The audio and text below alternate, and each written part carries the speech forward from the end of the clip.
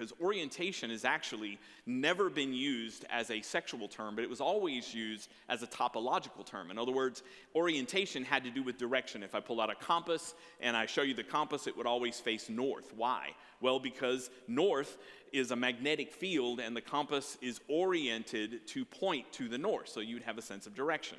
Well, the LGBT community grabbed that and said, well, that's one of those immutable, i.e. unchangeable kinds of realities. Let's use that word in relationship to sexual attraction.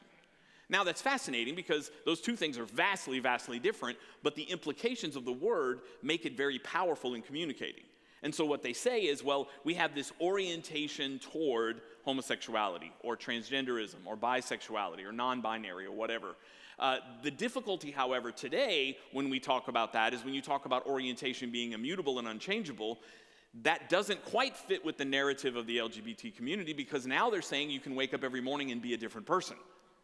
And you can have a different orientation. So now their logic is kind of falling apart, which is typically what happens when you try to support something with something that actually isn't true. Now here's what I'll say about orientation.